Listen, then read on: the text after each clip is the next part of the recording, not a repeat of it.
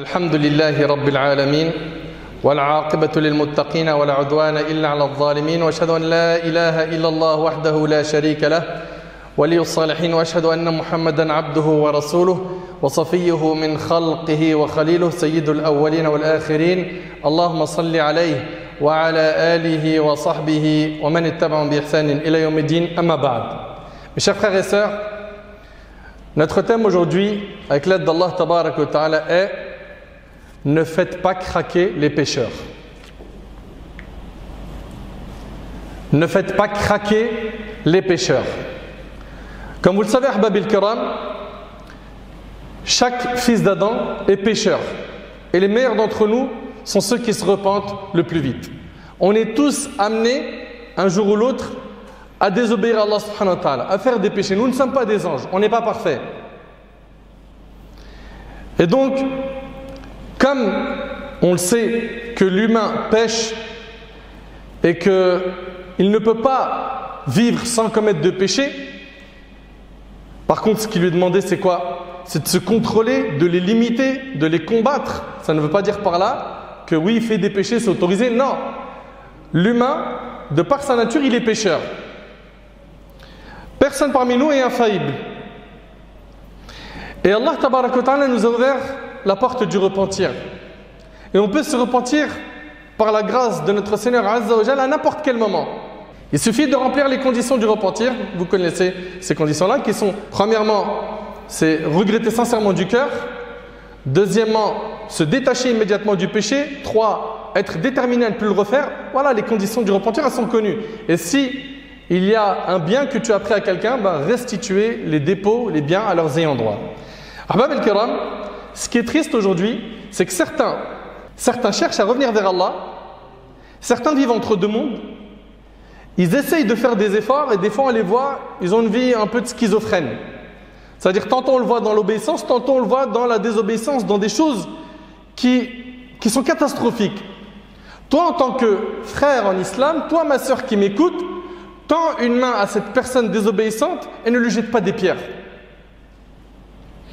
Tends-lui une main. Et ce qui est triste, c'est que des fois, ces personnes-là cheminent et veulent revenir vers Allah. Mais comme ils font encore des péchés, ils sont condamnés par certains de notre communauté sévèrement, méchamment, et on leur tient un discours très dur, sans leur tendre la main, sans leur proposer des solutions, sans rien du tout. C'est-à-dire, le frère, il vient, il veut se rapprocher, il a encore des addictions dans les péchés, il a encore énormément de choses qui sont interdites dans notre religion. À toi d'être sage et de faire le nécessaire. Pourquoi? Pour qu'avec l'aide d'Allah, tes paroles trouvent une place dans son cœur. Tu vois quelqu'un qui a une relation bancale avec Allah, ou il est trop loin d'Allah, vas-y doucement. Ne les faites pas craquer. Ne les faites pas désespérer de la miséricorde d'Allah. Ne leur montrez pas que c'est impossible qu'ils reviennent. Allah barik fikoum, j'insiste. J'insiste sur ce point, pourquoi? Parce qu'on vit une époque où malheureusement, avec les réseaux sociaux, les gens affichent leurs péchés. Ils s'en vantent. Ils n'ont plus honte. Et j'ai déjà fait des discours sur ce fléau. Mais nous, on peut condamner, écoutez attentivement s'il vous plaît, des faits. Mais viser des personnes et les cibler sur Internet en les nommant, ça, généralement, ça peut être non productif. Et il y a des cas de figure où ça sera productif. Quand il s'agit de mettre en garde contre un fléau qui est dangereux, qui ronge la Ummah et qu'on a fait le nécessaire, pourquoi? Pour conseiller cette personne à plusieurs reprises, on l'a appelée, on lui a ramené les arguments que ce qu'elle fait c'est pas correct, etc. Mais elle persiste. Là, à ce moment-là, une mise en garde sur une personne en particulier peut être faite. Bon, après, aujourd'hui, malheureusement, le monde des mises en garde, c'est un peu du grand n'importe quoi, ce qu'on voit aujourd'hui sur la toile internet. Mais comprenez que de manière générale, pour corriger un mal, le prophète sallam, il utilisait beaucoup « il y a des gens qui font ceci et cela. Et de cette manière-là, la personne qui a fait un péché, elle s'est identifiée. Mais venir sur le net, vous, mes frères, mes sœurs, afficher certains pour leurs péchés, en les nommant, ça c'est pas productif. Ça risque même de les éloigner énormément, alors qu'il aurait suffi d'un message sur Insta en privé, ou sur Facebook ou autre, pour lui demander un contact et discuter avec lui, et peut-être que rapidement, il aurait supprimé les publications qu'il a fait, etc., etc. On manque de hikmah, on manque de sagesse. Allah tabarak wa ta'ala a dit قُلْ يَا عِبَادِيَ الَّذِينَ أَسْرَفُوا عَلَى أَنفُسِهِمْ لَا تَقْنَطُوا مِنْ رَحْمَةِ اللَّهِ. Allah Azza wa Jalla dit ô mes serviteurs qui avez commis des excès à votre propre détriment, ne désespérez pas de la miséricorde d'Allah, car Allah pardonne tous les péchés. Oui, c'est lui le pardonneur, le très miséricordieux. Donc on voit ici qu'Allah tabaraka wa ta'ala pardonne tous les péchés. Et Allah il nous dit, ne désespérez pas de la miséricorde d'Allah. C'est-à-dire quoi que tu fasses comme péché mon frère, quoi que tu fasses comme péché ma soeur, toi qui des fois mènes une double vie, t'écoutes des rappels, juste après le rappel t'es sur un clip de rap. T'es en train d'écouter l'inverse du ders que tu viens de finir à l'instant sur ton smartphone. Désespère pas de la miséricorde d'Allah, reviens. Arrête de vivre entre deux mondes, choisis ton camp. Après la mort, Allah tabarak wa ta'ala dit Fariqun fil jannah wa fariqun fil sa'ir. Il y aura un groupe qui sera au paradis, un groupe qui sera en enfer. Tu veux être où? Subhanallah. Regardez ce hadith, Abu Huraira radiyallahu anhu.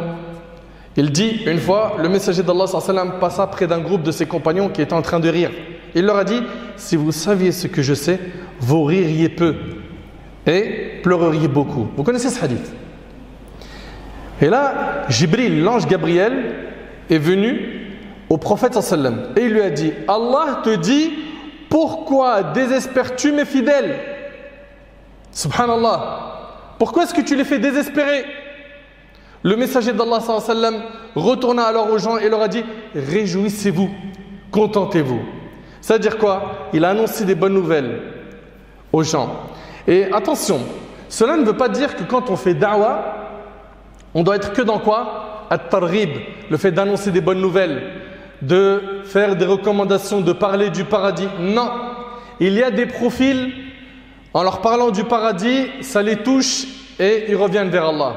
Et il y a des profils de gens, c'est en leur parlant des châtiments et des punitions de notre religion qu'ils reviennent vers Allah. Et dans notre religion, toute personne qui appelle à Allah est entre le fait d'ordonner le convenable, interdire le blâmable. Il va utiliser dans sa da'wah tantôt al-bishara et tantôt al-nidara. Des fois, il va annoncer des bonnes nouvelles et des fois, il va utiliser des textes qui font peur. Et le prophète, quand vous regardez sa biographie, il n'y avait pas que des annonces de bonnes nouvelles. Il y a eu aussi des avertissements durs. Pourquoi? Parce que certains ne reviennent à Allah tabaraka wa ta'ala que par quoi? La peur. La personne donc qui appelle Allah doit s'adapter en fonction des profils qu'elle a devant elle. Et elle doit savoir doser entre annoncer des bonnes nouvelles et entre avertir. Rester tout le temps à avertir et parler que de péché, châtiment, ça peut faire naître un désespoir chez quelqu'un. C'est-à-dire qu'il n'y a rien à part l'enfer, le châtiment. La personne peut désespérer. Et faire que d'annoncer des bonnes nouvelles, ça peut amener les gens à avoir espoir d'aller au paradis sans œuvrer. Et c'est pour cela qu'il faut être entre les deux. Et c'est ainsi qu'était le prophète sallallahu alayhi wa sallam. Allah Azza wa Jalla lui-même il dit, ô mes serviteurs qui avez commis des excès à votre propre détriment, ne désespérez pas de la miséricorde d'Allah. Donc il y a ce verset. Mais Allah tabaraka wa ta'ala dans Surat Ghafir il dit, et les outranciers sont eux les gens du feu. Donc on voit bien qu'Allah tabaraka wa ta'ala il parle de qui? De ceux qui désespèrent de la miséricorde d'Allah. Il leur dit, attention, ne désespérez pas. Mais les outranciers, ceux qui abusent dans le péché, qui ne profitent d'aucune exhortation, attention à la menace divine. Fahbab al-Kiram, soyons très attentifs à ne pas éloigner quelqu'un qui aimerait revenir vers Allah. Il arrive des fois qu'on voit un frère, il fume, il est en train de dire des vulgarités, sa fréquentation est très mauvaise, il joue au jeu de hasard, il fait la promotion sur les réseaux sociaux comme sur Snap ou Insta, la promotion des péchés. Ya akhi, ne lui jette pas une pierre, va le voir, essaie de le conseiller. Sois toi la personne qui lui tend la main, avec douceur, avec sagesse, avec argument. Va le voir donc avec douceur, sagesse, et parle-lui. Et des fois pareil, on voit des sœurs de notre religion, qui aiment Allah et son messager. Mais parfois, il arrive que ça ne se voit pas sur le code vestimentaire. Et ça, vous le savez. Wallah, il y a des fois des sœurs de notre religion qui vont mettre des vêtements qui ne respectent pas le code vestimentaire islamique. Mais quand tu parles avec elle, Wallah, elle aime Allah et son messager. Et je ne suis pas en train de dire que tout le monde est dans le même sac. Hein? Je ne suis pas en train de dire que celles qui ne portent pas le voile ou qui s'habillent mal aiment toutes Allah et son messager. J'ai dit certains. À chaque fois, je dis bien certains. Il y en a. Ces personnes-là, rapprochez-les. Tendez-leur la main. Au lieu de les déchirer sur les réseaux sociaux comme on le voit aujourd'hui par des commentaires durs, tends-lui la main. Qui a pensé une fois, en voyant quelqu'un qui fait quelque chose de grave sur le net, à envoyer à cette personne « Ya akhi, mon frère, ittaqillah. Mon frère, ma soeur, à la fin de cette vie, il y a quelque chose qui se joue. C'est Jannah ou Nar. Fais le bon choix. » Le prophète sallallahu alayhi wa sallam a dit dans le hadith d'Abi Huraira, si vous péchiez au point que vos péchés atteignent le ciel, puis qu'ensuite vous vous repentiez, Allah accepterait assurément votre repentir, rapporté par Ibn Majah. Omar ibn Khattab radiallahu anhu rapporte qu'un homme à l'époque du prophète sallallahu alayhi wa sallam se nommait Abdullah. Son surnom était Himar. Ce dernier faisait rire le prophète sallallahu alayhi wa sallam. Le hadith il est rapporté par l'imam al-Bukhari. Le prophète sallallahu alayhi wa sallam lui avait déjà fait appliquer la sanction du buveur de vin. Un jour il fut ramené de nouveau afin d'être puni pour cet acte qui est de consommer le vin. Quelqu'un qui était présent a dit qu'Allah le maudisse. Combien de fois on l'a fait venir pour la même offense? Le prophète sallallahu alayhi wa sallam dit alors ne le maudis pas, car je jure par Allah qu'il aime Allah et son messager. Allahu Akbar. C'est quelqu'un qui boit de l'alcool. Le prophète sallallahu alayhi wa sallam dit ne le maudis pas. Il aime Allah et son messager. Il a cette faiblesse, mais c'est quelqu'un dans son cœur, il aime la religion. Dans une autre version de Sahih al-Bukhari, le prophète a dit n'aidez pas le diable contre lui. Ne l'enfoncez pas dans son trou. Il est dans un trou, ne l'enfonce pas encore plus. Tendez la main aux pécheurs. Mes frères, mes sœurs, on étudie la biographie de certains compagnons, de certains parmi nos pieux prédécesseurs, de certains grands savants de l'islam. Et parfois on se rend compte qu'avant l'islam, certains parmi eux étaient très très loin d'Allah. Hormis le shirk et le kufr, le fait d'associer Allah, de mécroire en Allah, certains pillaient, certains buvaient, certains s'adonnaient au jeu de hasard, certains commettaient la fornication, buvaient de l'alcool, etc. Et ils se sont repentis. Mais qu'est-ce qui s'est passé? La phase de transition, il y a une main qui a été tendue avec douceur et miséricorde. Soyons cette main. Deux histoires. Et après cela, on clôture la khutbah, Inch'Allah. Al-Fudayl ibn Iyad, rahimahullah.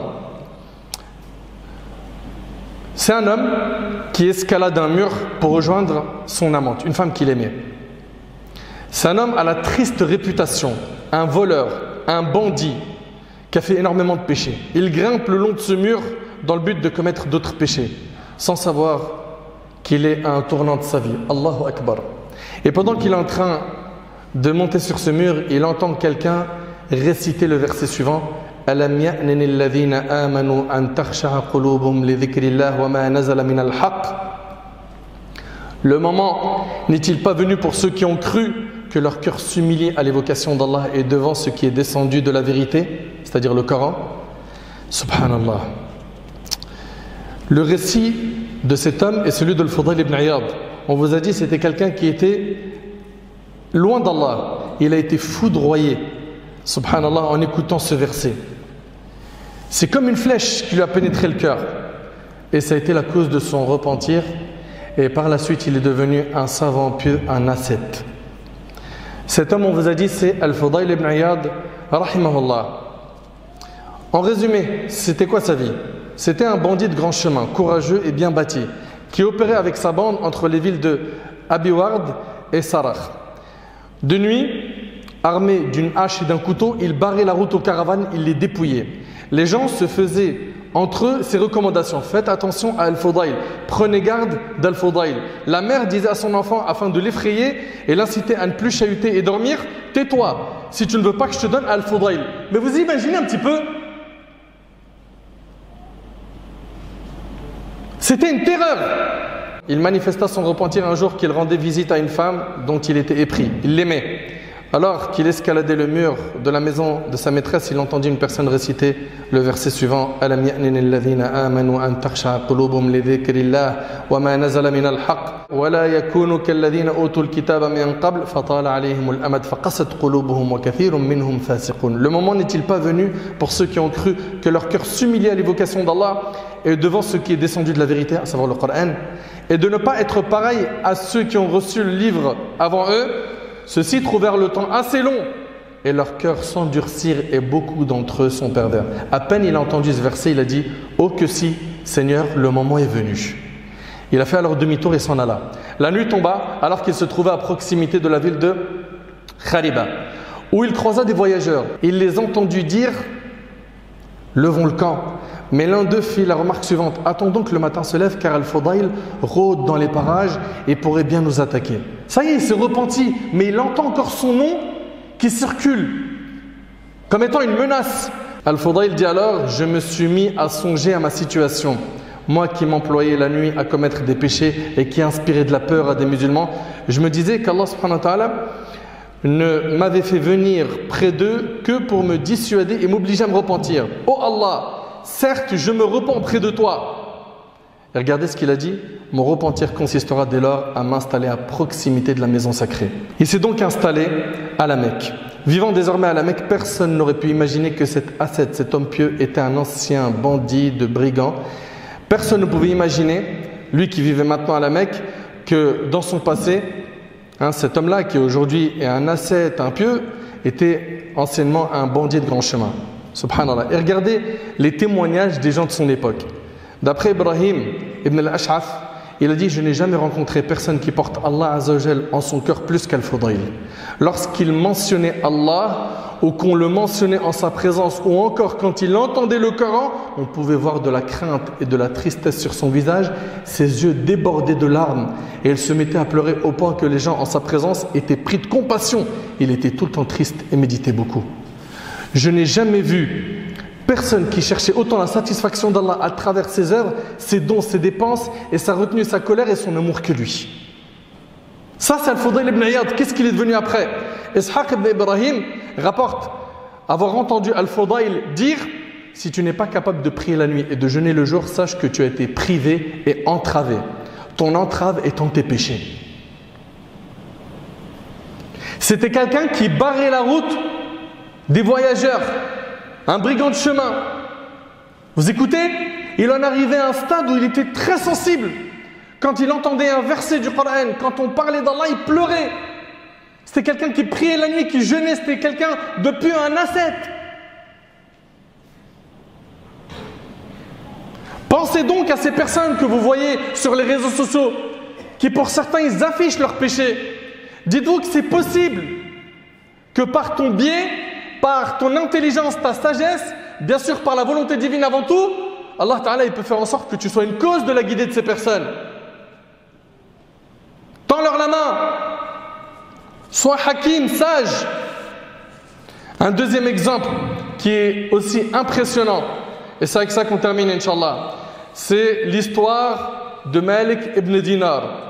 Rahimahullah. On raconte que par le passé, un homme qui s'appelait Malik ibn Dinar, rahimahullah, désobéissait à Allah. Il buvait de l'alcool. C'était un homme couvert de péchés. Mais un jour, Allah tabaraka wa ta'ala lui fit miséricorde et il s'est repenti d'un repentir sincère. Son histoire. Voici le récit de son histoire.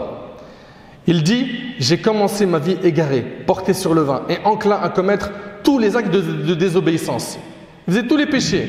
Je lésais les gens d'endroit, je pratiquais l'usure, j'agressais les gens, je commettais tous les péchés possibles. Les gens m'évitaient à cause de mon comportement. Cependant, un jour, j'ai voulu me marier et avoir une fille. De ce fait, je me suis marié et j'ai eu une fille à qui j'ai donné le nom de Fatima. Je l'ai aimée d'un grand amour. À chaque fois qu'elle grandissait, la foi augmentait dans mon cœur et le péché y diminuait. Parfois, en me voyant tenir un verre de vin dans ma main, elle s'approchait de moi et le renversait. Alors qu'elle avait que 2 ans. C'est comme si Allah lui a inspiré de faire cela.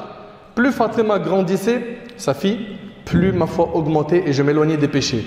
Mais à l'âge de 3 ans, il a été touché par une épreuve, Malik ibn Dinar.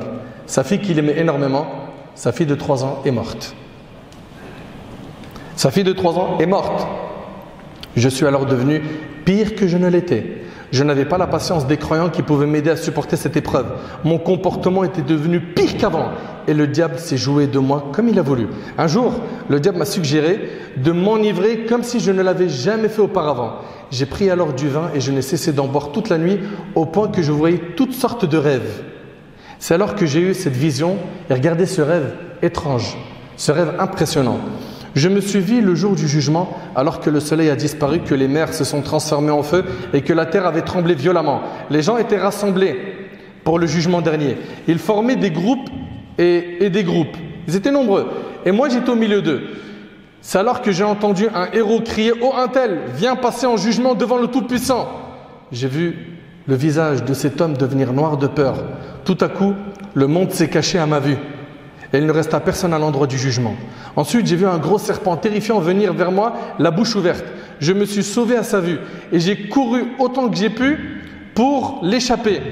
J'ai rencontré sur mon chemin un vieillard frêle et je lui ai dit « Sauve-moi de ce serpent ». Il m'a répondu « Oh mon fils, je suis très faible, je ne peux rien pour toi. Cependant, dans cette direction, peut-être que tu pourras lui échapper. » J'ai suivi son conseil et j'ai pris la direction indiquée, poursuivi par le serpent. Mais j'ai trouvé devant moi un grand feu. Je me suis dit alors, j'échappe au serpent pour tomber dans le feu? C'est pas possible. Je suis revenu en courant, tandis que le serpent se rapprochait de moi. Tout ça, c'est dans son rêve.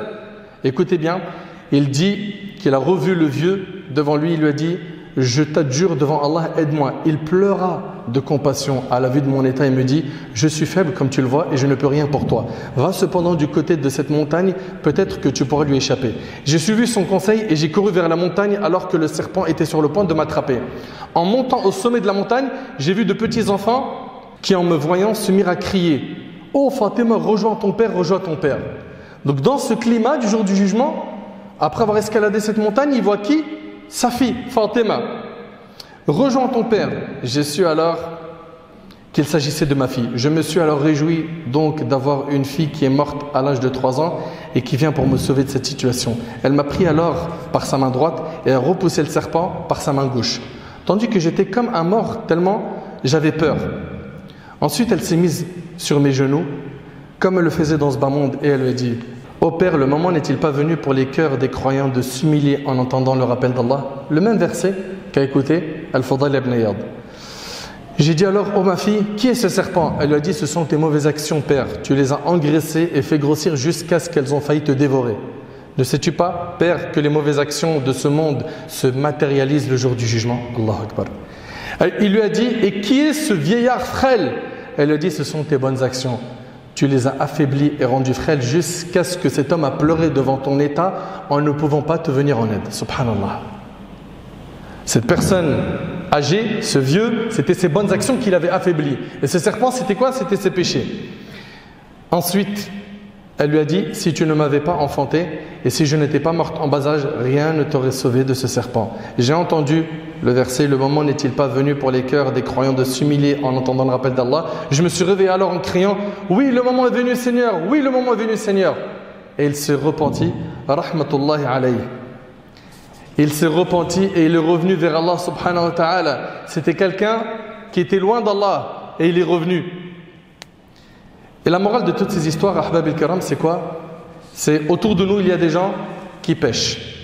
Tu vas devoir utiliser tantôt les bonnes nouvelles et les messages coraniques qui parlent du paradis et des bonnes annonces. Et parfois, il va falloir utiliser des textes qui sont plus fermes, des textes qui font peur. Il faut que tu t'adaptes à la personne qui est devant toi. Mais dans tous les cas, fais-le avec sagesse. Dans tous les cas, montre de la miséricorde envers ce pécheur. Et ne prends pas des pierres et tu lui jettes des pierres et tu le déchires et tu le salis sur les réseaux sociaux. Comme j'entends aujourd'hui des choses qui m'étonnent. J'entends des choses aujourd'hui qui me choquent. Un tel, il n'est pas d'accord avec un tel, il l'affiche sur le net. Mais à ce que je sache, vous êtes musulman. Et qui dit musulman, c'est-à-dire on est régi par des règles, par le Coran et la sunna du prophète sallam. Comment peux-tu ainsi salir tes frères et tes sœurs sous prétexte qu'ils ont fait des choses qui ne sont pas correctes? Par contre, un point très important, j'avais fait une khutbah ici qui a pour titre « Parfois doux et parfois ferme ». Certes, on va utiliser la douceur et on va tendre la main, mais la personne qui persiste dans l'égarement après plusieurs rappels, cette personne-là, vous avez le droit, et il y a plein de textes, d'utiliser la fermeté avec elle. Pourquoi? Pour la réveiller. Pourquoi? Parce qu'elle est dans l'inad, dans l'entêtement. Ces profils-là, qui s'entêtent et qui s'entêtent et qui s'entêtent, oui, il est permis d'utiliser la fermeté avec eux. Mais de manière générale, tendez la main. Tendez la main et montrez de la douceur et de la miséricorde aux gens afin de les rapprocher. Ahbab al-kiram, le désobéissant, on le conseille, on l'encourage, on le met en garde contre le châtiment, tu lui fais parvenir le conseil de manière à ce qu'il l'accepte, non pas une manière qui le fera fuir. C'est ça qu'on blâme. C'est que tu viennes rappeler quelqu'un à la religion et tu le fais fuir. Il rentre dans la mosquée pour la première fois, voilà, il a une boucle d'oreille, un tatouage. C'est quelqu'un qui vient peut-être pour se convertir ou pour se poser des questions, ou peut-être qu'il vient de se convertir, il ne sait pas. Et il a 10 personnes qui lui sautent dessus. Allah ibarik fikum, ne faites pas fuir les gens. Rappelez-vous que cette personne que vous pointez du doigt, ce frère ou cette sœur, demain, il peut être parmi les plus pieux, il peut être un enseignant ou une enseignante, un imam, un savant, quelqu'un qui va même écrire et avec sa plume, il défendra les musulmans. Fabarakallahu fikum, de la sagesse. De la sagesse, tendez la main aux gens et j'implore Allah tabaraka wa ta'ala que ce message trouve de la place dans le cœur de ceux qui se sont reconnus et surtout à ceux qui, malheureusement, ils connaissent la vérité, ils veulent aller vers la vérité, mais le shaitan, les passions, la dunya, etc. Vous savez, on est devenu comme quoi? On est devenu comme quelqu'un qui est malade, qui va voir le médecin lui écrit l'ordonnance, il va à la pharmacie, il achète les médicaments et il les garde à la maison au chaud. Il ne les prend pas. Est-ce que c'est raisonnable? نسأل الله سبحانه وتعالى أن يتقبل منا ومنكم صالح الأعمال.